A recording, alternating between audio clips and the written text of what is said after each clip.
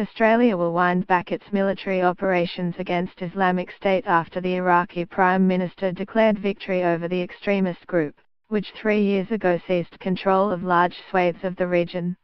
Defence Minister Marise Payne announced on Friday that Australia's contribution to US-led coalition airstrikes will end, while emphasising that other operations, including the training, advising and assisting of local forces, would continue.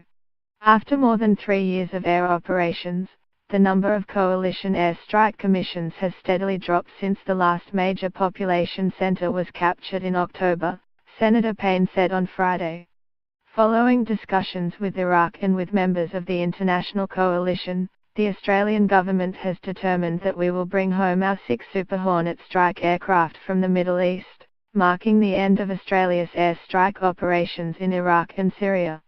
About 800 Australian military personnel have been involved in Operation Okra, mostly in Iraq.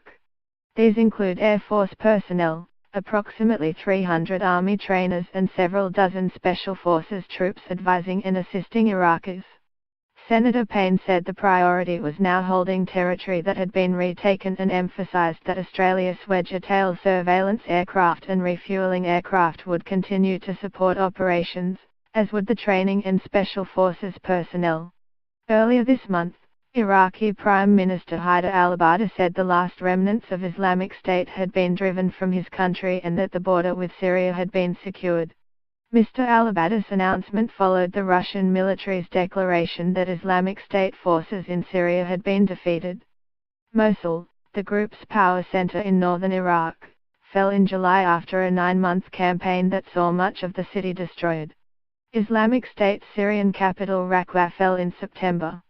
The conflict has had a devastating impact on Iraq and Syria, with more than 3 million people displaced, according to the United Nations. The collapse of Islamic State's caliphate has come with a warning that the group will continue to engage in guerrilla warfare across the region and operate as a global terror network, inspiring or planning attacks in Western countries. Intelligence agency ASI recently said more than 100 Australians were still believed to be fighting with extremist groups in the region.